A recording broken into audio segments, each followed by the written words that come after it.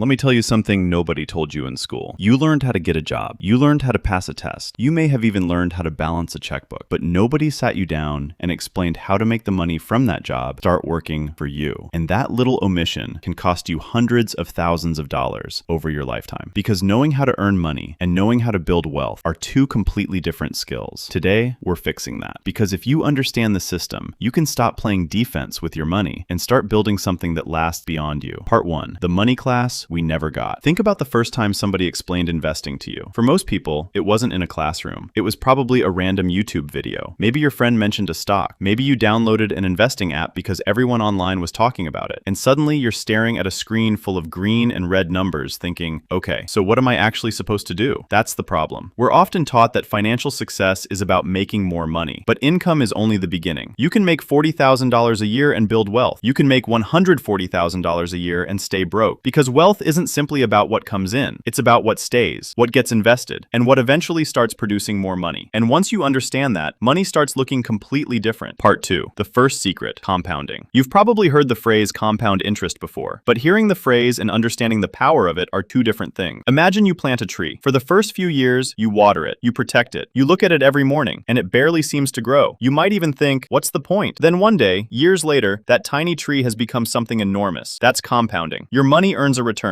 Then those returns begin earning returns. Then those returns earn returns on top of returns. The strange part is that compounding feels almost useless in the beginning, and that's exactly why people quit. Imagine you're investing $200 every month. At first, you're going to feel like you are doing all the work. Your contributions are doing most of the heavy lifting. But eventually, if the investment grows and you keep contributing, the balance becomes large enough that the growth itself starts becoming noticeable. And that's when something changes. Your money isn't just sitting there anymore. It's working alongside you. That's the part nobody emphasizes enough. The beginning of investing is supposed to feel boring. You're not failing because your account didn't explode in 6 months. You're building the machine. Part 3. Why the first $100,000 feels so hard. Here's one of the most frustrating parts of building wealth. The first major milestone can feel painfully slow. When you have $5,000 invested, even a strong year in the market might not change your life. When you have $10,000, the growth is still relatively small. But imagine you eventually reach $100,000. Now, even a hypothetical 8% year would represent about $8,000 of growth. You didn't work another 800 hours. You didn't pick up another job. Your investment simply had more capital to work with. And if you eventually reach $200,000, that same hypothetical 8% becomes $16,000. At $500,000, $40,000. The percentage didn't change. The base changed. That's why the early stage can feel so unfair. You're putting in money every month, and the account seems to move at the speed of a tired turtle. But you're not just saving money. You're trying to reach the point where the money you've accumulated can begin pulling more weight. The first stage is mostly about you working for your money. The later stage becomes increasingly about your money working for you. And that transition is one of the most important concepts in personal finance. Part 4. Why knowing this matters for Black families. Now we need to talk about something bigger than investing, because financial education doesn't happen in a vacuum. Many Black families in America inherited less wealth because previous generations faced barriers to home ownership, access to credit, employment opportunities, and investment. That history matters. It affects where families start, and when your starting point is different, the same financial advice doesn't always land the same way. But here's where I want to draw a line. History can explain the starting point. It doesn't have to determine the finish line. We don't need guilt. We need knowledge. Because once you understand how money actually moves, you can begin making different decisions. You can learn about investing. You can learn about taxes. You can learn about retirement account. You can learn about debt. You can learn about ownership. And then you can pass that information to somebody younger than you. Because sometimes the most valuable thing you can give your family isn't money. It's a financial vocabulary. Part 5. The wealth building order. So let's make this practical. If you're wondering where to start, don't try to do everything at once. Build the foundation first. Step 1. Build an emergency fund. Start with a small emergency cushion. The first goal isn't to become rich. It's to stop every unexpected expense from becoming a crisis. A broken phone, a car repair, a medical bill, a sudden interruption in income. Without cash reserves, those expenses can push you straight into expensive debt. So build a starter emergency fund. Then, as your finances improve, work towards several months of essential expenses. Think of it as the shock absorber for your financial life. Step 2. Attack high interest debt. Now look at your debt, especially the debt charging you extremely high interest. Because here's the uncomfortable truth. If your credit card is charging you a rate that's dramatically higher than the long-term return you're reasonably expecting from your investments, aggressively paying down that debt can be incredibly powerful. You're not trying to beat the market. You're eliminating a guaranteed financial leak. And once that leak is gone, that money can finally start working for you. Step 3. Take the employer match. If your employer offers a retirement retirement contribution match. Understand exactly how it works, because if you're eligible for matching contributions and you're not receiving the full match, you may be leaving part of your compensation unused. This is one of those things that sounds boring until you realize how valuable it can become over decades. So check your benefits, find the match, understand the percentage, and make sure you're capturing what you're eligible to receive. Step 4. Use tax-advantaged account. This is where things get interesting. There are accounts designed specifically to help people save and invest for the future with tax advantages. Depending on your situation, that could include retirement accounts such as a Roth IRA or traditional IRA, an employer retirement plan, or an HSA if you're eligible. And here's the bigger lesson. Don't just ask, what should I invest in? First ask, what account should I be investing through? Because the container matters. The same investment can have a very different tax experience depending on where you hold it. That's a piece of financial education that deserves way more attention. Step 5. Invest consistently. Now we get to the part everyone wants to talk about. What do I buy? For a long-term investor, broad, diversified investments such as index funds can provide exposure to many companies without requiring you to constantly guess which individual stock will win. And here's the key. You don't need to predict the perfect day to invest. You need a process you can actually stick with. Market up, keep going. Market down, keep going. Bad headline, keep going. Everybody online suddenly thinks the economy is collapsing? Take a breath. Your strategy shouldn't change every time your social media feed changes. Because investing isn't about being right every Tuesday. It's about staying invested for years and decades. Part 6. The 2 phases of building wealth. There are really 2 emotional phases to this journey. The first is the accumulation phase. This is where you contribute. You budget, you invest, you wait. And honestly, it can feel incredibly slow. You might spend years watching your account grow by thousands instead of tens of thousands. This is where most people get impatient. They start looking for shortcuts, crypto, options, hot stocks, whatever the internet is excited about this week. But then there's phase 2, the compounding phase. You have accumulated enough capital that normal market growth can produce meaningful dollar changes. And suddenly you look at your account and realize, wait, my money made more money this year than I contributed? That's the moment you're trying to reach. But you cannot skip phase 1. The boring years aren't evidence that the strategy isn't working. They're the price of admission. Part 7. Don't try to outsmart the market. And this brings us to one of the biggest mistakes investors make, trying to predict the future. People sell because the market crashes. Then they wait for things to look safe. But by the time everything looks safe again, prices may already have recovered. Nobody rings a bell at the bottom. Nobody sends you an email saying, congratulations, this is the perfect moment to buy. That's why a consistent strategy can be so powerful. You don't need to know what the market will do next month. You need to know what you're going to do regardless of what it does. That's the difference between having a financial plan and having a financial mood. Part 8. Teach the next generation. Now here's the part I care about most. If you're a parent, older sibling, aunt, uncle, mentor, or just somebody with younger people watching you, teach them early. Not because a teenager needs to become a Wall Street trader, but because money habits form long before someone gets their first 6-figure salary. Teach them the difference between an asset and a liability. Teach them what interest means. Teach them why saving matters. Teach them how investing works. Teach them that looking rich and being wealthy are completely different things. A teenager who understands compound growth has something incredibly valuable: time. And time is one of the few financial advantages you cannot buy later. Part 9. The real secret. So here's what they never taught us about money. The secret isn't one magical stock. It isn't a secret bank account. It isn't a side hustle that will make you rich by next Tuesday. It's a system. Earn, protect, eliminate expensive debt, capture available benefits, invest consistently, give your money time, and repeat over and over and over again. Because building wealth is rarely one giant decision. It's thousands of small decisions pointing in the same direction. And eventually, those decisions become a life. So before you leave this video, I want you to do 3 things. Number 1, figure out where you are right now. Do you have an emergency fund? Do you have high interest debt? Are you getting your employer match? Are you investing anything? Don't judge yourself. Just get honest about your starting point. Number 2, take 1 action today, not 10. 1. Open the account. Increase the contribution. Set up the automatic transfer. Read the benefits document. Do something that moves you forward. And number 3, teach somebody else. Send this video to your younger brother, your cousin, your friend, your kid. Because financial knowledge becomes much more powerful when it gets passed down. Maybe nobody taught your parents. Maybe nobody taught you. But that doesn't mean the story has to continue. You can be the generation that learns the rules, plays the long game, and finally gives the next generation a head start. They may never teach this in school, but they can learn it from you. And sometimes, that's how generational wealth begins. Not with $1 million,